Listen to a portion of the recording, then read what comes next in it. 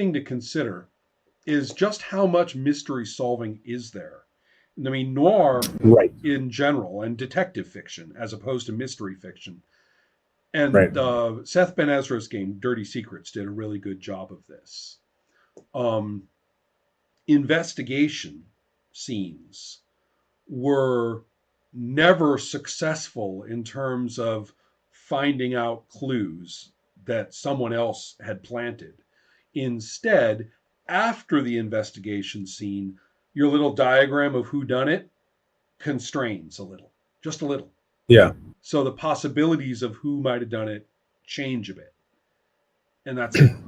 It's the awareness of what's going on changes. And so the person who's trying, the character who's at least nominally trying to figure stuff out, is their awareness of how it all goes is now different. Doesn't necessarily mean that he found the piece of paper that said, the butler's love letter to so-and-so, right? That's not really the way it works. And also what's kind of interesting in that game is people try to beat things out of people. And when they do, the rules by definition won't tell you anything. You only bring the story closer to knowledge of what happened and why through the continuing investigation, which to you at the time doesn't feel very investigative. Right. And so it's very abstract. Right. Well, the character does kind of get it, but he may get it later, like in kind of a reflective way.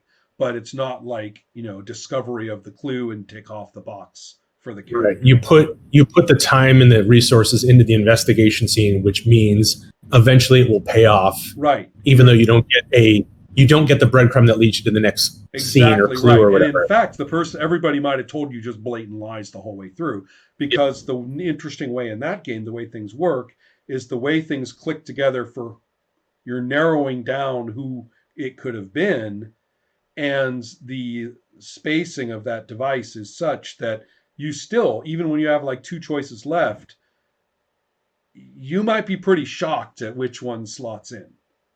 It's not totally random. It has a nice causal feel. The nice thing about a game of Dirty Secrets is in retrospect, the whole thing is coherent about what happened and why, but it's only going to click together at the end. And and again, a lot of the things that you think are supposed to get you what you want, they won't. Chinatown is not about a water scandal. Right, exactly. And it's Flood's looking for this dude, and he's like, okay, my job is to find the dude, but that's not. No, it's a finding Cobra will happen, right? And so the whole, therefore, that element of what you're doing is something that role-playing has always grappled with, and Dirty Secrets has to go really far into strange-o, indie play to do it. Story game stuff. Well, yeah, except that Dirty Secrets I consider to be an actual fun experience, and anything that calls itself a story game, or very few of them, fall into that category for me. Something about the branding of that term instantly scuttled the fun stuff that was going on. And here I'm speaking to the author of Inspectors, right? Which is not a story game. Right. Everybody calls it that. I'm like, it's not. It's a very traditional role-playing game. Yeah. It's got a couple weird bits. Yeah. But, Anyways, the Dirty Secrets is not a traditional role-playing game, but it is a remarkable experience if you actually play it. And it's sad that few people know it. But the point is that if you're not going to go into that weird zone of design where the game itself basically rewrites the entire activity and literally invents mechanics and procedures out of whole cloth in order to do it at all, if you're not going to do that, then how do you do what we're talking about? Right. And so that's kind of your thing right now.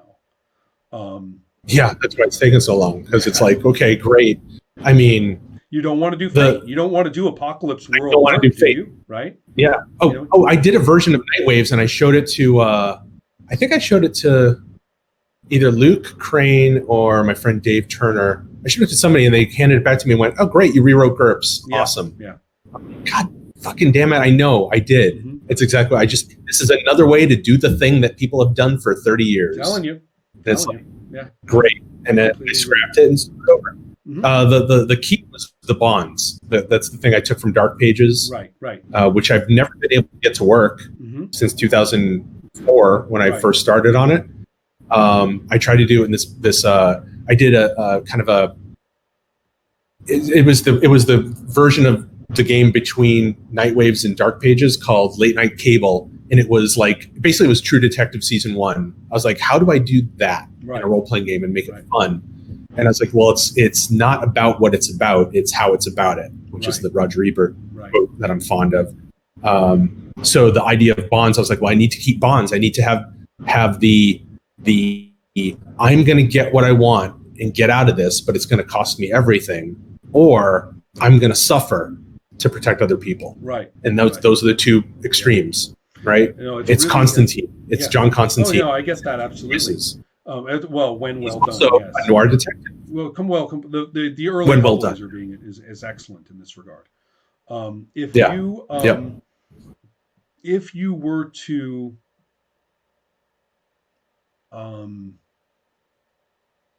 if you were to jump ahead like into the thick of play and imagine a group of people who, familiar or unfamiliar with the material, are all getting it now.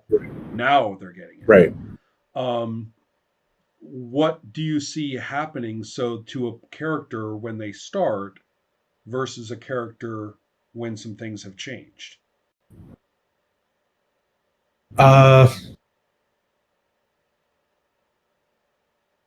So I'm not sure I quite get the question. Okay, well, first of all, let's pretend that we're not talking about a franchise.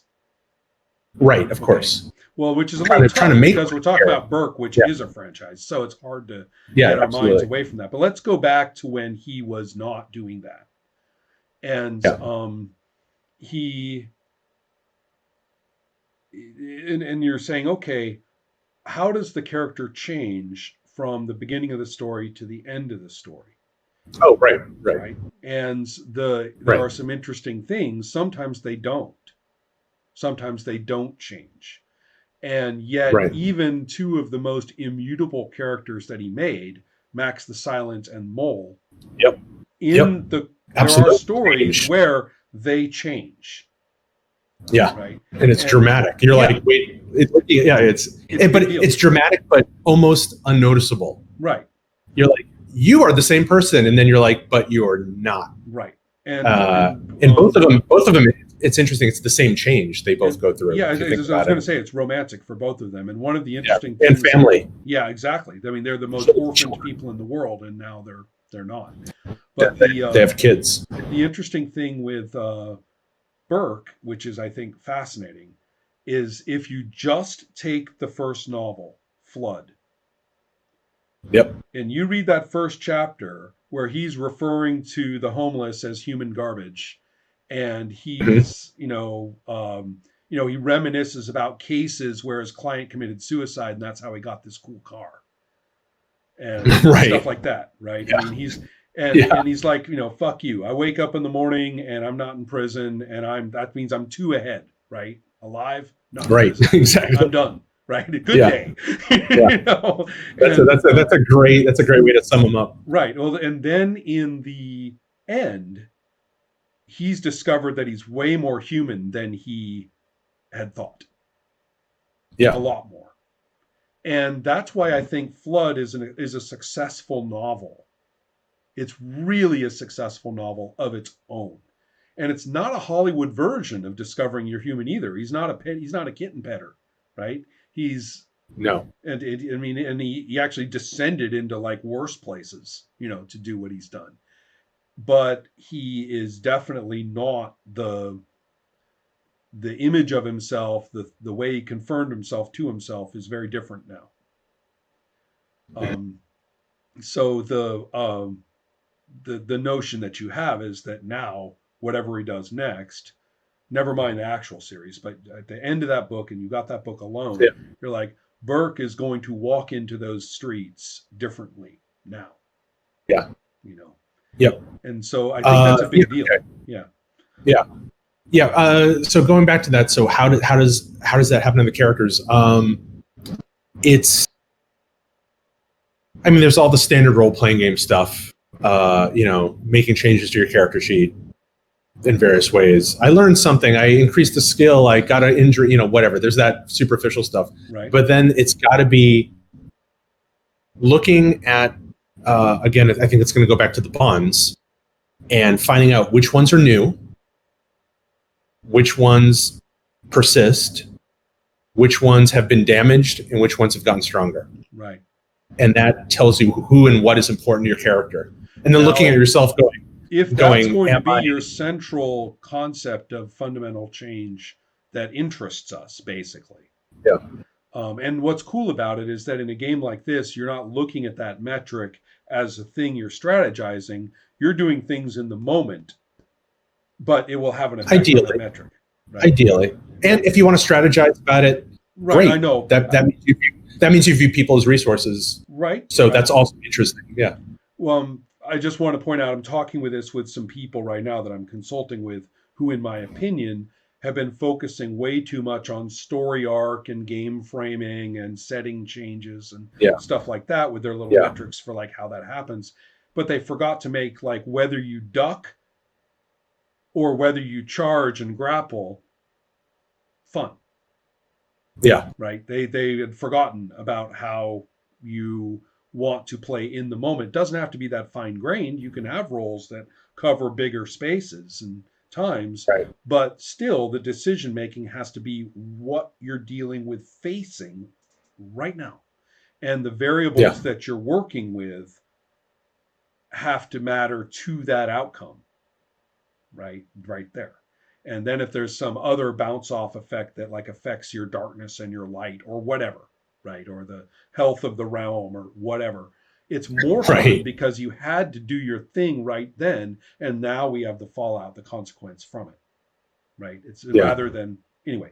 So we're talking about, that's what I'm thinking of here is, is Burke ready to blow his own hand off in order to, protect Flood and himself?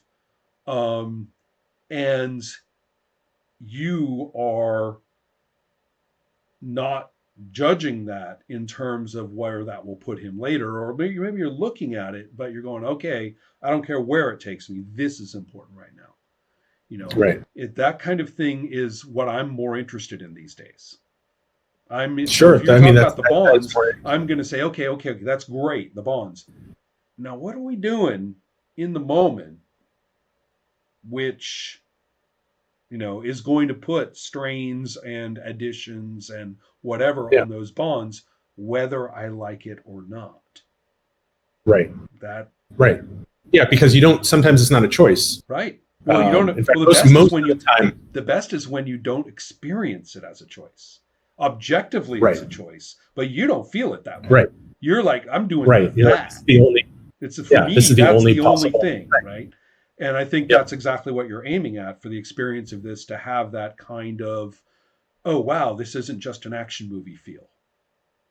Right. Yeah, because I don't want it. That's the irony of this is I want to make an action movie inspired game that feels very personal.